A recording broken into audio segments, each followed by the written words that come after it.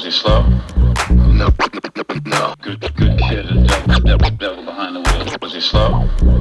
Retarded means slow. Was he slow?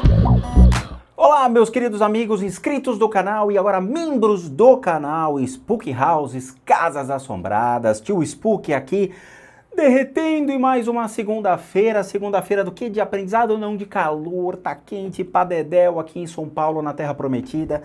Nossa senhora, hoje tá complicado. Eu tô com tudo fechado aqui, com dois holofotes gigantescos de luz para melhorar a qualidade do vídeo, mas eu sinto muito se o áudio ficar um pouquinho zoado, porque eu tô com o meu ventilador aqui embaixo, então pode pegar no lapela. Então eu peço que, por gentileza, me desculpem se, obviamente, alguma coisa acontecer no áudio, tá? Mas, assim, é uma questão de bom senso, senão eu vou ficar aqui transpirando, né, que nem uma sauna falando com vocês. E isso que são 6 horas da tarde. Mas vamos lá, eu separei algumas perguntas, muitos questionamentos, muitas dúvidas. Vamos ver até onde eu consigo responder essas perguntas. Caso eu não consiga, fica para o próximo vídeo, ok? Só lembrando, são dúvidas referentes aos vídeos, aos assuntos relacionados aos vídeos postados, tá? Consultas espirituais, como já vi aqui, né? Ah, tio Spook, eu tô vendo vultos, eu vejo coisas estranhas da minha casa, isso daí é coisa da minha cabeça ou será que é real? Como é que eu vou saber? Né? Aqui não é show de evidência a gente deixa para os videntes de poste da rua, tá? Aqui nós trabalhamos com fundamentos. Qual é o fundamento? O tio Spook, ele observa uma foto ou um vídeo, só que ambos, né, referem-se a um serviço que é cobrado, porque, obviamente, eu preciso existir. E não adianta vocês quererem tudo de graça, porque de graça é só o ar, por enquanto, tá? Tudo custa, até a bateria do seu relógio custa, até a sua internet custa para você poder assistir aos vídeos.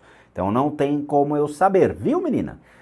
Foi uma menina que me escreveu aqui, infelizmente não tem. A gente tem que ter um bom senso um pouquinho na vida. Mas vamos lá, separei umas perguntas, algumas são mais tendenciosas, outras não. Mas eu vou tentar ser claro, lógico, como eu sempre sou nos vídeos. Né? As pessoas que às vezes não entendem muito bem os vídeos, mas a gente tenta ser mais claro e lógico. Mas vamos lá.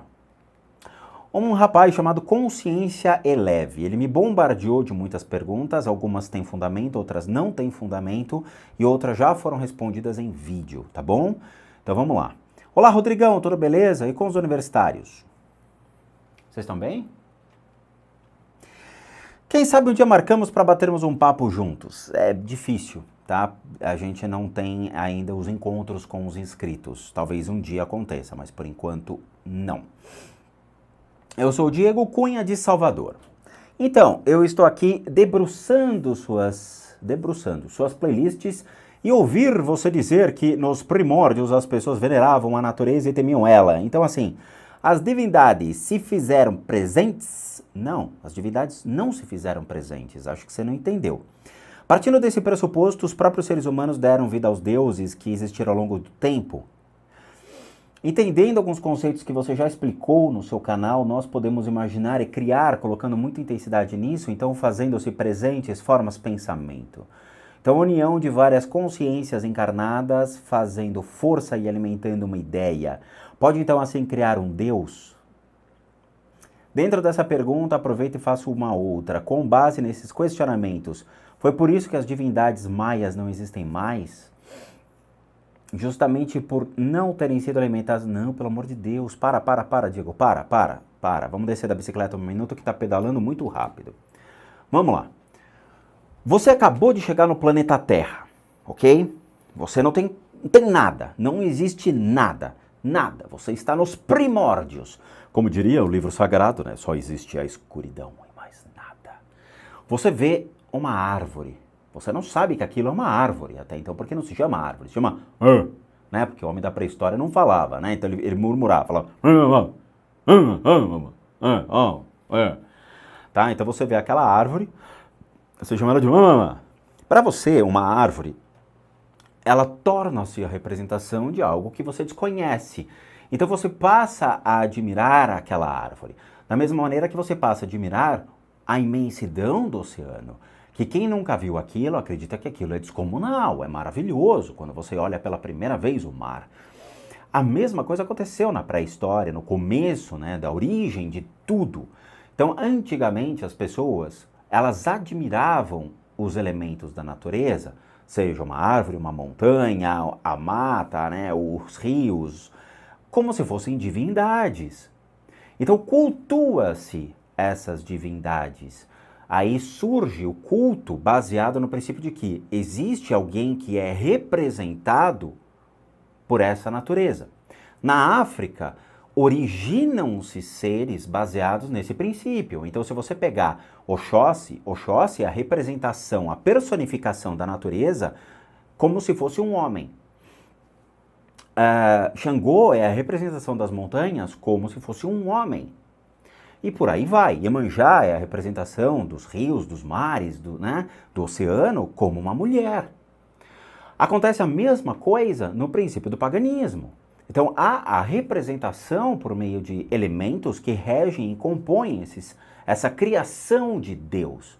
E aí você personifica essa criação de Deus, buscando direcionar, concentrar toda essa energia na representação de um único ser. Então Oxóssi é a representação de toda a natureza. Então você cria a personificação. Ele não é um Deus aos nossos olhos. Na África, ele é uma divindade porque ele representa todo o princípio da natureza. Isso é a mente básica do criacionismo de Deus. Só que assim, Diego, eu tenho uma literatura aqui em casa um pouco mais vasta sobre isso. E assim, se eu te falasse quem foi a representação de Deus na elaboração da Bíblia, é capaz que você entre num estado de loucura. Eu tenho muitos artigos científicos que comprovam realmente e justificam quem realmente foi Deus na elaboração da Bíblia. Só que isso vai ser dado a um curso à parte que eu vou fazer para que as pessoas se reeduquem mediante ao que nós temos hoje no mundo, dentro das grandes universidades de teologia, dentro dos grandes centros de estudos bíblicos e pesquisas que qualquer pessoa pode ter acesso. A única coisa é, vocês querem enxergar a verdade ou não? Vocês querem realmente entender o que está por detrás da criação da divindade, de seres que representam ou que são direcionados para troca da fé? Ou seja, eu acredito que essa garrafa de chá é o meu Deus. Então eu vou louvar, admirá-la e vou colocar formas de pensamento capazes de fazer com que ela me dê aquilo que eu quero. Isso aconteceu desde a origem do mundo. As pessoas começaram a idolatrar coisas.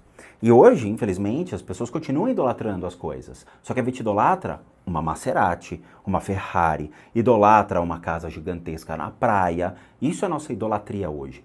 A representação divina, ela só mudou de foco. De vez de olhar para cima, nós estamos olhando diretamente reto, que é onde está o meu carro. Então, assim, a criação, por exemplo, das divindades parte muito do princípio daquilo que você acredita. Antigamente, os deuses que nós conhecemos, que infelizmente a Bíblia destruiu o conceito de deuses, né? A crendice, a Bíblia realmente é muito complicada, é uma armadilha para aqueles que só leem, mas não interpretam, não estudam. Antigamente, os grandes reis assírios, babilônios, sumérios, persas, eles eram tão consagrados, tão admirados, que eles acreditavam que pela própria tradução de reis, eles assumiam a personificação de divindades na terra. Eles tinham conhecimentos absurdos, elevados sobre agricultura, sobre economia, sobre cultura, sobre como criar realmente o povo de uma maneira mais harmoniosa. E eles faziam isso. Com o passar do tempo, eles tornam-se como se fossem divindades na terra. Um dos famosos reis chamava-se Baal. Isso existe, isso é um manuscrito que é real, existe a publicação disso. Só que como houve a expansão da igreja na época, a expansão dos nossos queridíssimos templários que saíram por aí devastando muitas nações e povos, eles se depararam com outras culturas, outros conhecimentos e falaram, pô, mas espera aí, se a gente tem um Deus que é defendido por um livro sagrado ou por uma instituição sagrada, eu não posso considerar que existem outras divindades que eram cultuadas, que eram seus reis. acima daquele que eu coloco, por aquele que eu luto. Então vamos considerá-lo como um demônio. Um exemplo disso, eu vou traçar um paralelo, independente do nosso canal ser de religião puramente, mas assim, vamos lá. A gente viu uma eleição bem conturbada agora, onde houve uma idolatria para os dois lados. Então você teve uma idolatria para o Bolsonaro, uma idolatria para o senhor Fernando Haddad. Quando acontece essa idolatria, vocês estão colocando toda a fé, toda a crendice, toda a sua esperança em um desses candidatos. As manifestações que nós vimos, obviamente, em pró-Bolsonaro, foram extremamente mais elevadas, seja com fundamento ou não, do que nós vimos com o Fernando Haddad. Isso daí não é uma idolatria? É. Você não está colocando todas as suas esperanças no Bolsonaro? Ele assume uma figura, uma personificação de uma divindade para as pessoas. É verdade. Então, aí surge sim a veneração e a criação dos seus deuses mediante a tudo aquilo que você coloca, seja de formas de pensamento, admirando aquilo, mas também na esperança, na fé, na crença de que ele é o seu salvador. É só uma analogia, ok? Para facilitar a vida de vocês. Não estou metendo pau em Bolsonaro, nem no senhor Fernando Haddad, mas sim só mostrando por A mais B como se dá o surgimento dessas crenças baseadas em princípios de divindades, ok? Sobre você colocar todas as formas, pensamentos e criar deuses, é muito difícil a criação de deuses, tá? Por quê? Porque você tem que se basear em fatores históricos contínuos. Muitas figuras nórdicas, como a gente conhece, né, a gente fez, olha lá, o Galdarabok. Não é minha expertise nesse assunto, mas a gente falou sobre Galdarabok, que é aquele livro famoso que tem as suas divindades e tal. Muitas daquelas divindades, elas deixaram realmente de ter força porque elas não são mais conhecidas e veneradas pelas pessoas. Elas vão perdendo a força. Só que assim, é complicado falar, porque é uma linha muito tênue, Diego, em você criar um Deus e ficar alimentando aquele Deus que não existe. Ele é vazio. Ele é baseado numa crença, num princípio, numa ideologia que você quer acreditar. Ele nunca existiu, mas você cria um princípio, esse princípio de que existe, sei lá, essa garrafa de chá é o meu Senhor e nada me faltará. E aí você exercita isso durante anos e anos e anos e você morre. Quem é que dá continuidade à crença de que essa garrafa de chá vai te salvar? Ninguém. Você perde completamente. Quer ver uma coisa interessante? Eu ainda pertenço, né? Eu simplesmente deixei de frequentar a Ordem Rosa Cruz, porque eu acho que ficou uma coisa meio monótona, tal. Foram 10, 12 anos estudando Rosa Cruz, pertencente ali à Ordem e registrado pela grande loja portuguesa, tá? E aí o que acontece? Eles mantêm uma tradição há muitos e muitos e muitos anos, eu acho que deve ser, sem brincadeira, há mais de 200 anos, tá? Porque é algo contínuo, é algo muito forte, de que todo mundo deve fazer um exercício de mentalização juntos, num dia da semana específico, num horário específico. Quando você faz esse princípio, você consegue perceber a imersão que você tem dentro daquela egrégora, a energia daquela egrégora, e todos aqueles que passaram por aquela egrégora e que, obviamente, faleceram, mas ficaram presos a ela, ou seja, porque vamos dizer assim, a linha de trabalho da Ordem Rosa Cruz, tá? Então, muitos que passaram e que realmente se mantêm ainda presos a ela, permanecem, e você consegue percebê-los ao seu redor. Eles são deuses? Não, mas eles são a representação da Ordem Rosa Cruz por meio dos seus ancestrais, por meio dos seus antepassados, por meio daqueles que ainda mantêm a tradição viva. É real isso. Isso realmente existe, tá? E idem no martinismo. O martinismo também segue o mesmo princípio, tá? Então, assim, toma muito cuidado com conceitos aqui, porque você tem que entender a origem da criação das divindades, por que elas existem, tá? Qual a finalidade delas, porque cada uma tem um princípio. Considerando os erros de tradução bíblicos que nós vemos, que colocam, obviamente, deuses que eram reis como demônios, nós temos divindades, por exemplo, dentro do budismo, que eles têm um princípio, eles têm um motivo. Então, assim, eu recomendo que você entenda a origem da criação dessas entidades, das divindades, para daí sim justificar uma ideia. Não se cria entidades assim do dia para a noite, tá bom? Mas vamos lá. Eric Souza. Olá, tio Spook, me chamo Eric, sou muito fã do seu trabalho. Acompanho todos os seus vídeos e aprendo muito com o seu trabalho. Bom, eu sou um bandista há quase 4 meses. É pouco tempo, hein, menino? Mas beleza. E estou descobrindo meus dons aos poucos. Dons é uma palavra que não é cabível aqui, tá? Ao vendo o seu trabalho, fui criando dúvidas e não consegui achar por meio de pesquisas. Você fala muito de obsessores e como eu relatei e estou vendo, sentindo algumas coisas bem estranhas, principalmente na casa da minha avó. Gostaria de saber se eu for usar guias dos meus orixás, tá, entendi. Das minhas entidades, eu estarei me protegendo desses obsessores. Muito obrigado, fica com Deus, meu amigo. É o seguinte, Eric. 4 meses na Umbanda é muito pouco, cara. Muito pouco é feio, mas pouquíssimo tempo dentro da Umbanda para você poder entender o que é Umbanda, entender o que são dons, tá? E poder desenvolver dessa maneira, tá bom? Como eu falei, eu levei 10 anos trabalhando dentro de algumas casas para entender o que é Umbanda pode me trazer de favorecimento, seja de crescimento espiritual, não favorecimento, obviamente, usando meus guias na época de uma fé, mas de crescimento espiritual, de aprendizado. A questão da proteção, esquece, cara, esquece. De novo, é a questão da leiguice humana. Nós temos uma coisa chamada livre-arbítrio, tá? Esse livre-arbítrio é o que vai determinar a dualidade dos seres. Então, vamos lá. Você diz que é um bandista, tá? Você vai lá, fala, putz, hoje é dia de balada, vou curtir, vou beber, vou me divertir, cadê todo mundo, cadê as meninas da vida, não é mesmo? Vai, ó, sai prevaricando por aí e fala, tô com Deus, Deus é meu salvador, nada me faltará, nem a bebida, nem o cigarro, nem as drogas, nem as minas.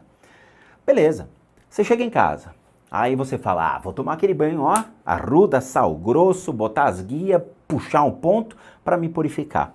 Cara, você não vai ser purificado nem aqui nem na China, tá? Assim, fez uma coisa errada, você vai pagar por isso, cara. Você foi pra balada, quis se divertir, quis aprontar e depois vai querer que alguém limpe a sua bunda.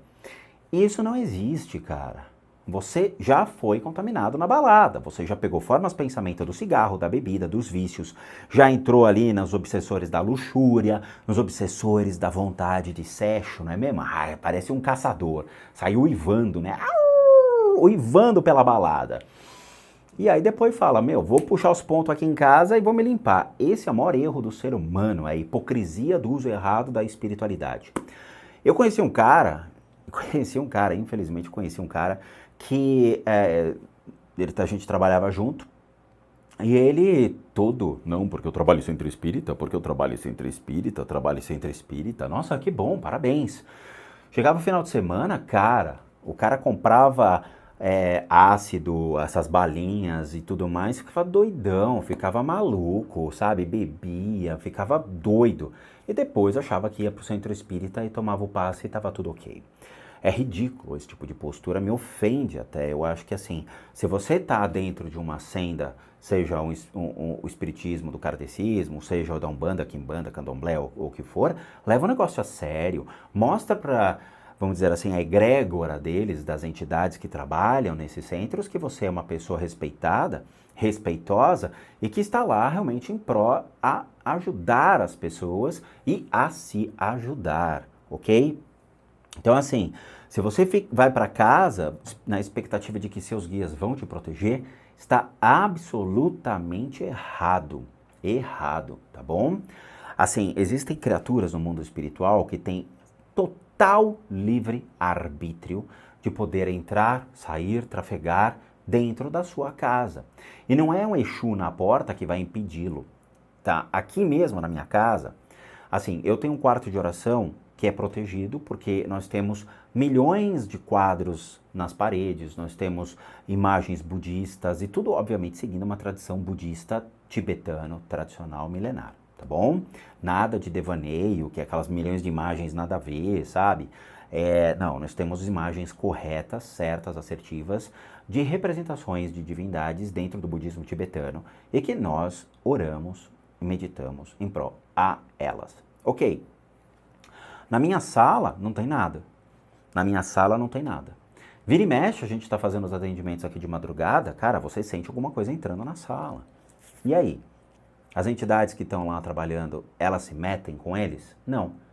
Porque existe uma coisa chamada livre-arbítrio. Elas podem trafegar pelos ambientes, podem andar tranquilamente pelos ambientes.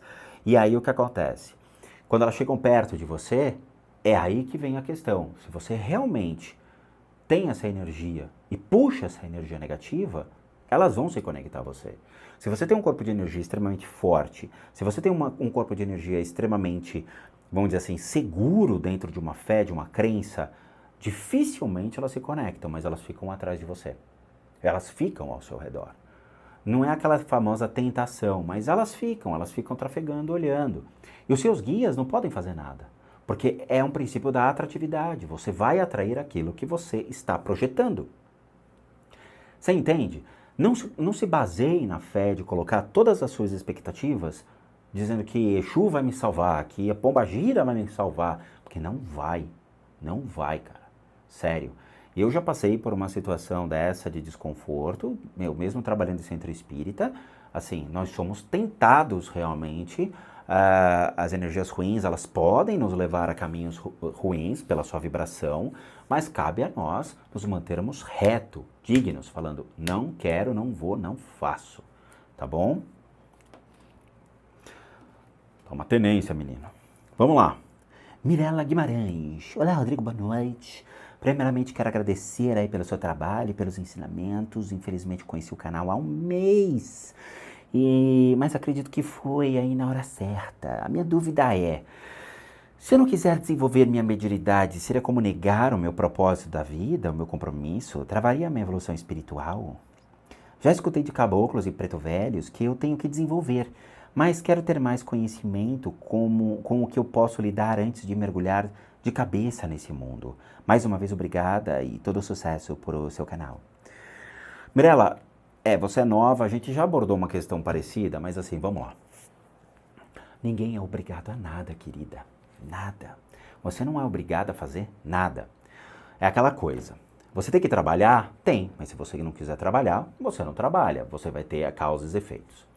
Se você quer manter simplesmente uma fé reservada dentro da sua casa, ou seja, fazer suas oraçõezinhas, conversar com Deus, se manter conectada longe de qualquer senda, de qualquer grupo, de qualquer crença que você seja obrigado a frequentar, fique em casa e faça a sua oração.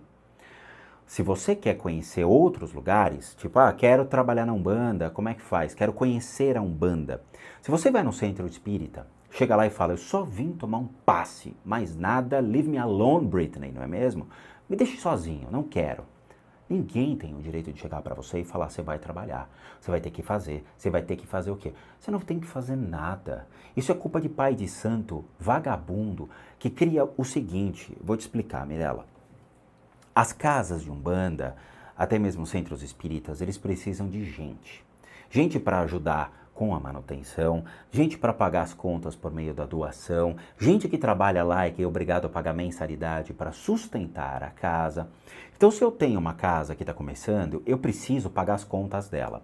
Seja o registro dela na prefeitura, tem muita casa clandestina, mas existe a necessidade de ter um registro da prefeitura do funcionamento da casa, existe a necessidade de pagar água, luz. Algumas casas têm telefone de contato para as pessoas ligarem e se informarem quando tem os eventos e tudo mais. Então, tudo isso custa. Quem é que paga isso? As pessoas nunca pensaram, né? Então, a gente sempre discute. Quem é que paga essa estrutura? É o dono da casa? Gente, o cara tem que pagar, às vezes, 3, 4, 5, até 10 mil reais de aluguel. Só o cara vai pagar? Não. Então, ele alavanca as pessoas. Então, pessoas como você que vão lá, e assim como o outro aqui que também falou que começou a trabalhar há 4 meses, né, frequentar a casa e já tem os seus dons, Chega lá, o cara começa, não, porque você vai trabalhar para mim, porque você tem um futuro brilhante aqui, porque você vai ser uma excelente médium e tudo mais, e enche a tua bola.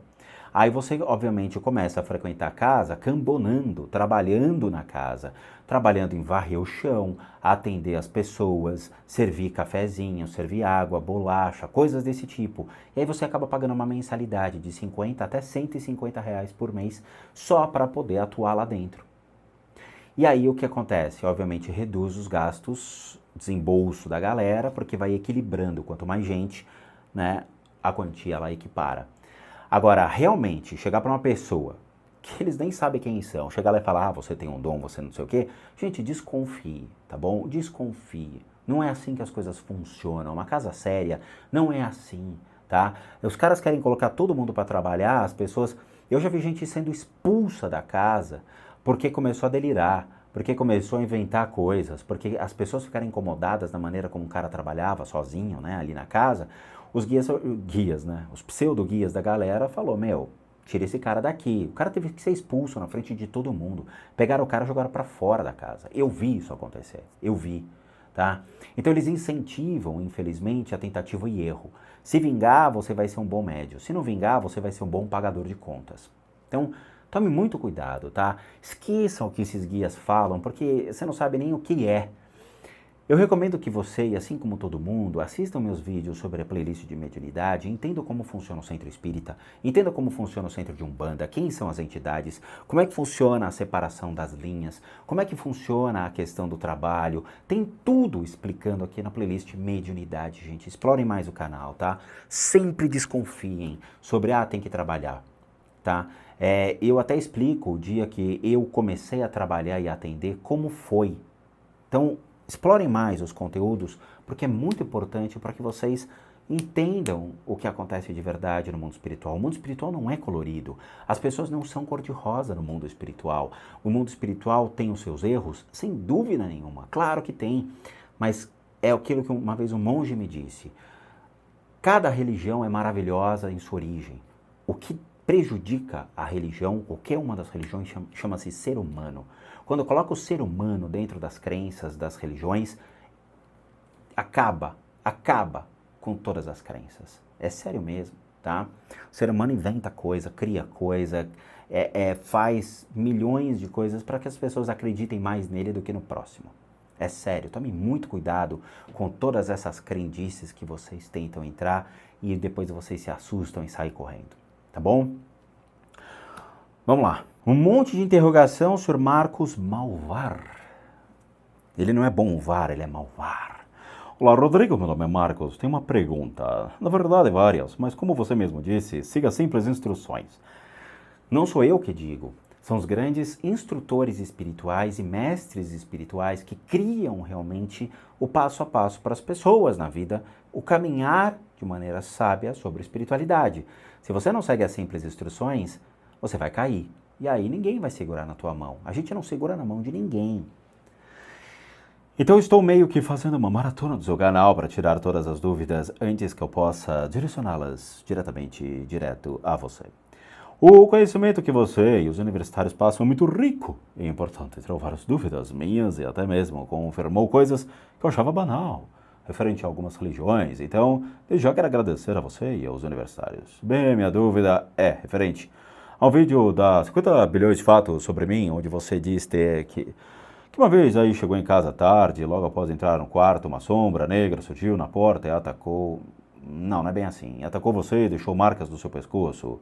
Obsessores ou bestiais podem se materializar para fazer tais ataques. E por que eles decidem atacar nosso corpo físico ao invés do corpo bioplasmático? Não é bem assim, Marcos. Vamos lá de novo. Os 50 bilhões de fatos é uma playlist baseada na impressão que eu tive, na verdade, ao longo de toda a minha infância. Tudo o que aconteceu comigo, todas as impressões, tudo que realmente eu lembro daqueles dias é sobre a ótica de uma criança que foi crescendo numa casa consideravelmente assombrada, tá? Qual que é a ideia disso? É fazer com que as pessoas entendam o que passa na vida delas hoje, porque meu canal é muito rico em adolescentes, jovens que carregam tais problemas, os mesmos problemas que eu tive e como eu superei esses problemas. Então, é trazendo uma informação por parte de uma impressão naquela época. Essa história que eu contei, Marcos, é o seguinte. Eu frequentava muito a academia, não parece, mas eu ia muito na academia, né? E fazia muita musculação, gostava bastante. Nós tínhamos um grupo de amigos que tinha um ateu, um judeu, uma testemunha de Jeová, eu que estava engatinhando nos estudos sobre o espiritismo, coisas desse tipo na época, e tinha um professor da academia, que era o rapaz da Testemunha de Jeová, e que ele apareceu com uma fita VHS pra gente, chamada A Era do Medo. E ele deu para cada um assistir. Na hora que chegou a minha vez, eu levei para casa, e a gente tinha a TV no quarto, aquela TV de tubo gigantesca, né? Sharp na época, com o VHS, né? O vídeo. Coloquei a fita. Meu irmão não estava em casa, então não tinha balada, não tinha nada disso, cara. Eu simplesmente cheguei em casa, coloquei a fita, né, tomei um banho, comi e tal, e fiquei no quarto assistindo.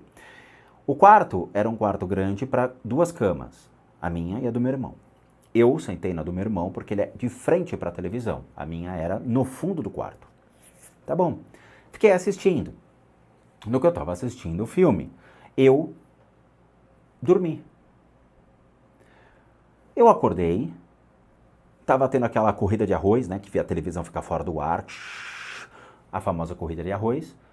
Eu achei estranho, eu falei, cara, eu não me lembro nada do filme. Assim, o filme tinha cenas horrorosas, era um filme grotesco, era um filme que condenava as religiões, mostrando o demônio, a prática, sabe, coisa idiota, pessoas denegrindo a crença do outro de uma maneira assim, querendo dizer que, sei lá, testemunho de Jeová é mais importante do que, é uma coisa assim meio... Tá? Eu nem lembro direito, melhor nem... O vídeo é meio forte. E aí o que acontece? Eu vi aquilo, falei, ué, que estranho. Desliguei a televisão e fui dormir na minha cama. Na hora que eu deito na minha cama, né, meu irmão não tava, achei estranho, nem vi que horas eram, eu simplesmente lembrava que tinha aula no dia seguinte e fui dormir. Na hora que eu deito e fecho os olhos, eu abro porque eu escutei um estrondo na porta do quarto, como se alguém batesse mesmo. Quando eu olho, tem uma sombra enorme e essa sombra pulou para me atacar. No que a sombra pulou para me atacar, o que eu me lembro era de ter sofrido uma pressão muito grande na garganta. No que eu sofri essa pressão na garganta, como se alguma coisa me sufocasse, eu meio que estava segurando o que eu acreditava ser a mão daquela criatura. Meu cérebro dizia, você morreu, você morreu, você morreu. O meu corpo começou a desligar.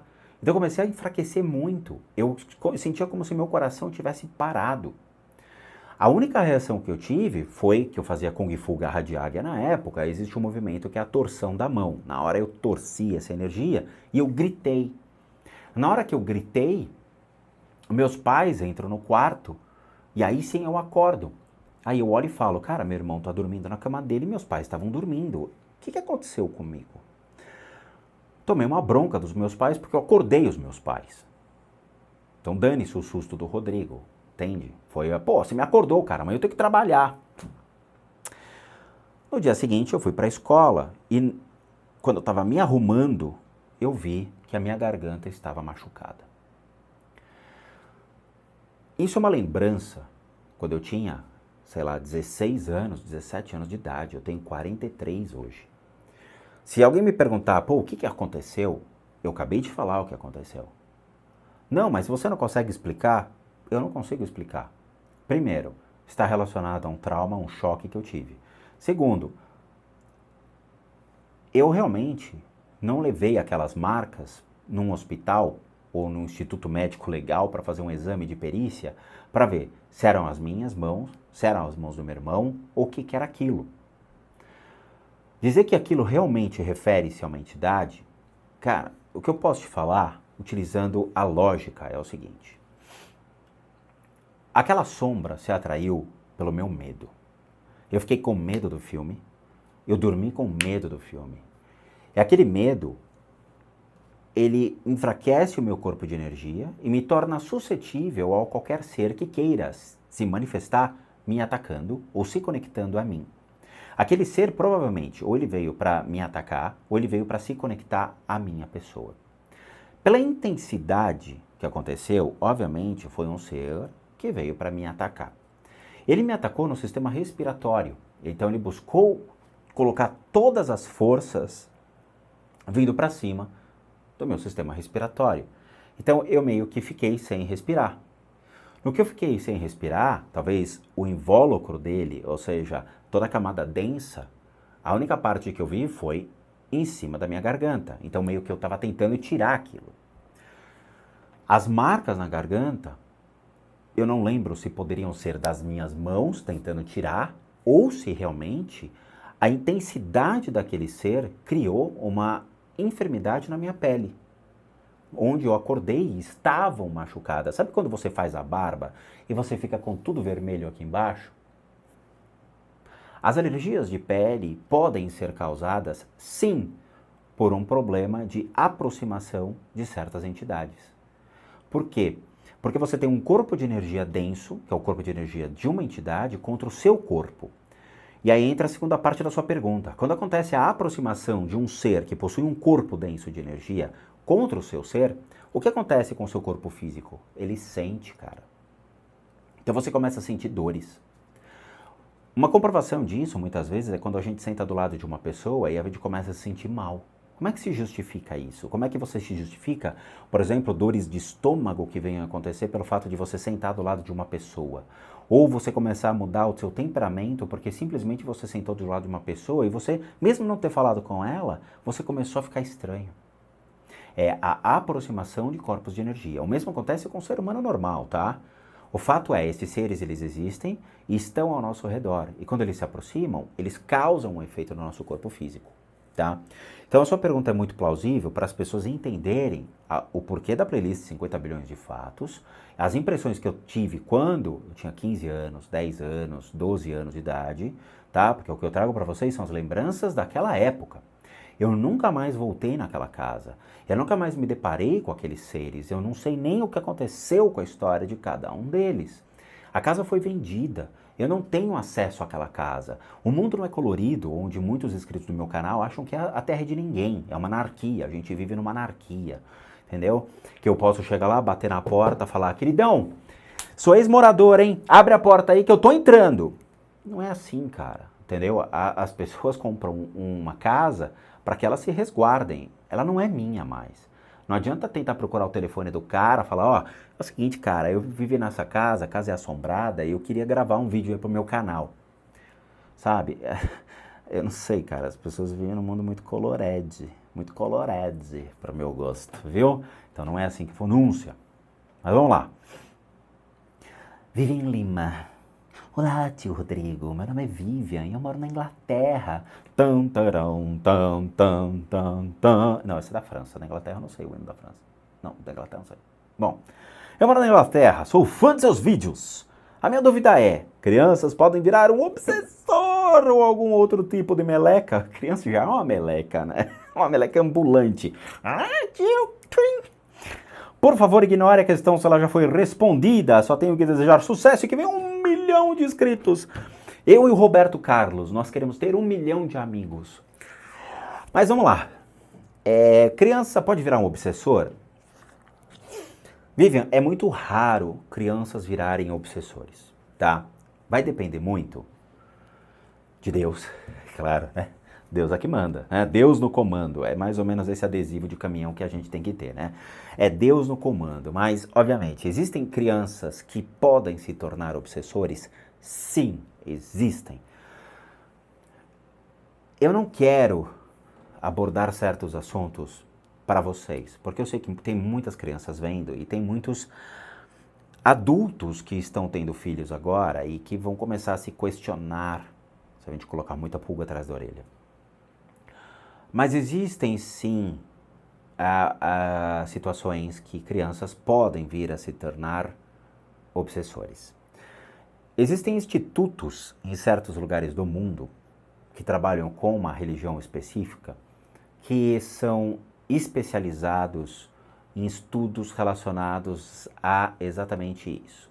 As crianças que podem vir a se tornar obsessores, o porquê disso e como combater esse tipo de coisa. É difícil entender? Claro que é. Eu já conheci pessoas que trabalhavam nesses institutos fora do Brasil, claro, né? O Brasil não tem isso, mas são institutos específicos em certos lugares que gente estudiosa tenta entender o que acontece no mundo espiritual, principalmente quando seus filhos começam a demonstrar certos sinais mais complicados ao longo da vida. Sinais que realmente não são criaturas, não são pessoas saudáveis. Então, tem institutos que começam a questionar o porquê dessas energias sobre as crianças. Muito se fala, mas ainda são estudos e especulações. Vai muito da idade da criança, vai muito da situação com que ela acaba falecendo. Eu vou contar um caso para vocês. Eu fui limpar uma casa em São Paulo. A pessoa questionou, duvidou e falou, cara, não acredito nisso. Eu falei, tudo bem, cara, não precisa acreditar. Simplesmente me permita fazer. E eu fui lá e a gente acabou conhecendo os cômodos, a casa estava vazia, não tinha ninguém morando. Era uma casa que era um patrimônio da família do cara e alguns membros haviam falecido. Chegando lá, eu olho a casa e falo, esse cômodo aqui era uma sala onde tinha um tio que olhava assim, assim, assim. Uma pessoa olhou para minha cara e falou, cara, é verdade, meu tio fazia isso daí mesmo.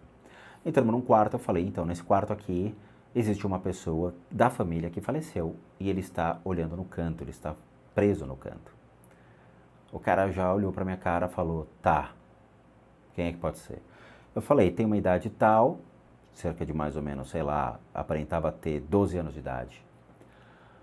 No mundo espiritual as idades são muito relativas, tá? Então a gente trabalha muito com algo aproximado. Então, aproxima-se a mais ou menos tantos anos, tal, é uma criança, tá, voltada aqui na parede. Aí o cara falou, realmente, meu irmão faleceu perto do seu nascimento. Então o que acontece? Ele nasceu, ficou acho que 6 meses, 1 ano e acabou falecendo e não continuou a vida. E acabou ficando preso à família, não sei o porquê, de novo, cada situação é uma situação. As regras do mundo espiritual elas são flexíveis em alguns casos, e nesse caso a criatura, a criança, né, ficou ali. E ela cresceu, então o tempo espiritual geralmente é metade do nosso tempo, tá? Então espíritos, entidades podem aparentar metade da idade de um ser humano, isso eu já vi. Eu fui na casa de uma pessoa que me chamou para fazer uma limpeza lá, era uma moça de 30 anos de idade, eu falei, tem uma menina de 15 anos deitada na sua cama. Ela falou, minha irmã gêmea morreu no parto. Eu tenho 30, a menina tem 15. Isso aconteceu, tá? Então, assim, a gente faz por amostragem isso. Então, pelo fato de eu ter um leque muito grande de casas, de atendimentos e tudo mais, a gente acaba traçando um padrão para certas coisas. E essa criança não foi a primeira, não será a última que ficou presa, tá? À família.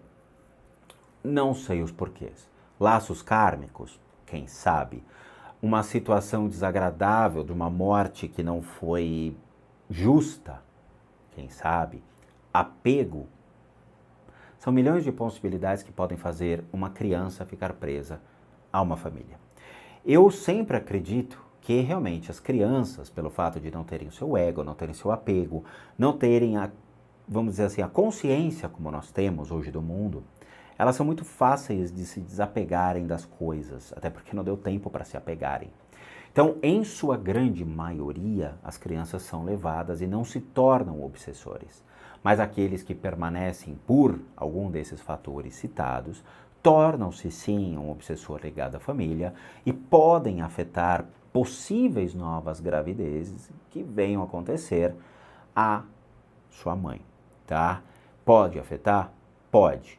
Pode causar desequilíbrios emocionais à mãe? Pode. Tudo isso eu vi acontecer, tá, gente? Tudo isso é fato. Então, muitas pessoas devem estar se perguntando hoje, pessoas que perderam seus filhos muito cedo ou pessoas que tiveram um parto complicado depois de ter feito um aborto ou passado por um aborto, comece a se questionar sobre o que realmente acontece, tá? E qualquer coisa, a gente está aqui para fazer a limpeza da casa de vocês ou o encaminhamento dessas almas. Existe sim, tá? A maneira de encaminhá-las de maneira correta para que elas não voltem mais e sigam o caminho correto. Tá? Existe. É uma técnica tibetana muito bonita. Vamos lá. Wesley Souza. Fala tio Spook, beleza? Assim como você, eu fiz parte de uma corrente mediúnica na Umbanda. Queria muito saber sua visão, opinião sobre o tempo de preceito. Período sem carne, sexo, bebida e etc. antes dos trabalhos. Abraço. Wesley, putz, eu tenho um grande amigo meu chamado Wesley, eu sinto saudade dele, cara. O cara era muito engraçado. Eu chamava de Kleberson. Talvez porque Wesley fosse um nome meio difícil de decorar, eu decorava Kleberson. E o Klebers tornou-se um amigo meu durante o tempo que eu trabalhei numa empresa. Assim, é o seguinte, Wesley / Klebersons. Sobre a corrente mediúnica da Umbanda, né? Cada casa tem a sua regra, cada casa tem a sua forma de trabalhar. O candomblé, ele é muito mais, talvez, rigoroso que a Umbanda. A Umbanda, ela ainda trabalha com sincretismos muito parecidos com os centros espíritas kardecistas. Então é o seguinte, se você vai atender, tenta manter um corpo mais purificado, mantenha-se 2, 3 dias sem comer carne vermelha, evite o consumo de álcool e, se você fuma, obviamente, reduza os vícios.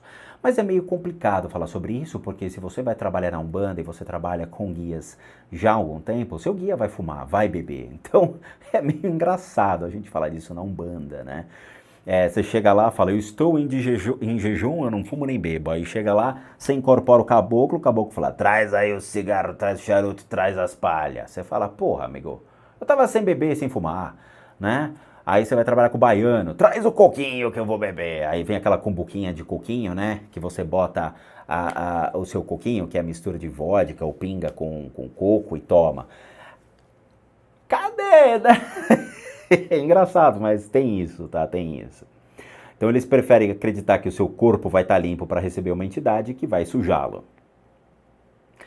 No candomblé não é, obviamente, a minha expertise, mas eu tenho amigos que são de candomblé e eles fazem lá a consagração do santo, né? A raspagem, raspa a cabeça, o cara tem que ficar em jejum não sei quanto tempo, tem que ter abstinência sexual, sim. Tem muito mais regra que a Umbanda. Então, eles têm uma prática bem diferenciada, tá? E aí, obviamente, vai de cada instituição. Eu, por exemplo, não como carne vermelha, nem de frango, nem de porco. Eu como alguns peixes, porque eu adquiri uma alergia desde os meus 20 anos de idade. Eu não bebo, porque eu acho que realmente a bebida detona o corpo de energia. Nunca fumei nada na minha vida. Hoje a gente tem que falar nada, né? Na minha época a gente nunca fumou o quê? Cigarro. Hoje é maconha, narguilé, cigarro, nada de lixo eu botei dentro do meu organismo. O único lixo que eu botei chama-se Coca-Cola. Mas, deveras, o resto eu sempre me mantive puro. Dentro da técnica que eu trabalho, só para você ter uma ideia, o Kleberson Wesley, eu sempre estou evitando certas comidas. Então, assim, putz, cara, minha vida é chata pra caramba. Eu evito comer coisas pesadas antes dos tratamentos. Então, por exemplo, se eu faço uma refeição, vou fazer, por exemplo, um macarrão com atum. Uma comida sem graça, mas que eu gosto. Fazer meu macarrãozinho com atum, né? Atum é um peixinho que não me faz mal, não afeta o meu organismo, não me causa intoxicação. Então eu vou e como meu peixinho com atum, tá bom? Macarrão com atum. Geralmente 1 hora antes de eu fazer os tratamentos, ou até 1h30 antes de eu fazer os tratamentos, para dar tempo de digerir. Se eu comer algo e fizer os tratamentos, eu vou sofrer sérios problemas gastrointestinais, eu vou ter muita queimação de estômago, muito problema de constipação, prisão de ventre, ok? E aquilo vai me entupir de uma maneira que eu não vou conseguir tratar ninguém e eu vou ficar de cama. Como é que eu sei disso? Comendo antes, que nem um idiota. Comi antes, tive um problema, tá? Então, a técnica que eu trabalho é muito mais rigorosa em termos de jejum, dieta, aplicabilidade de exercícios físicos todos os dias, eu tenho que todos os dias me exercitar, seja em casa ou na academia, tá? As minhas meditações, elas são feitas com exercícios físicos antes e exercícios físicos depois. Então eu sou obrigado a manter sempre uma saúde. Isso é chato pra dedéu, porque às vezes você quer tomar uma Coca-Colinha, não pode. Você quer comer uma porcaria, não pode. Você quer tomar um negócio, não pode. E aí, como é que faz? Você escolhe, cara. Você quer seguir aí fazendo a sua bem-aventurança às pessoas ou você quer viver comendo porcaria? Saudade da Coca-Cola. Bom, é isso, tá? Já deu 50 minutos de vídeo aqui. Eu só vi ainda muitas perguntas, então nós temos mais questionamentos. Eu falei demais, mas é muito bom a gente elucidar as pessoas, deixar as pessoas mais cientes daquilo que a gente fala nos vídeos, para que vocês consigam entender o que é dito, o que é falado, como é falado, o porquê de tudo que acontece, ok? Por favor, assistam mais o meu canal. Eu sei que tem gente que fala, pô, tio Spook, é muita informação. Graças a Deus que é muita informação, tá? As pessoas têm dúvidas, as pessoas têm questionamentos e assim, eu tô fazendo o máximo para poder atender as dúvidas relacionadas ao conteúdo que eu posto. A gente evita o canal ir para um direcionamento que a gente não quer. A gente não trabalha com consultas espirituais, com pai de santismo, com essas coisas que a gente vê em outros canais da internet, que tem cara que cobra 400, 500 pau pelo atendimento, tá?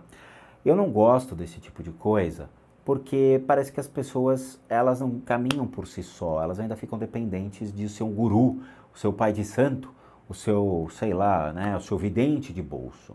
Eu acho que as pessoas têm que ter mais conhecimento e buscar mais informação para que elas possam caminhar e ter o discernimento dizendo o que é bom e o que não é bom para cada um.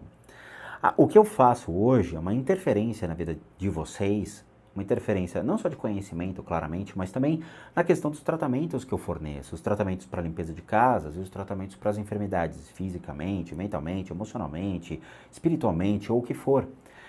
Algumas das doenças que nós temos, elas são causadas por distúrbios que nós alimentamos. Então é muito mais fácil eu poder atendê-los, fazendo com que a vida de vocês sofra uma correção, ou seja, retira essas melecas que vocês criam, vocês alimentam, vocês fomentam, para que vocês voltem a se reconectar a Deus e voltem a ter uma vida saudável. Isso para mim não tem preço, isso para mim é muito legal. Agora, viver de evidência, eu não acho legal. Tá? Isso me incomoda um pouquinho. Mas tudo bem. Eu já dei esse recado, quem quer realmente passar por esses tratamentos que a gente oferece, deve somente mandar um e-mail no limpezadecasas@gmail.com, tá? É só por este e-mail.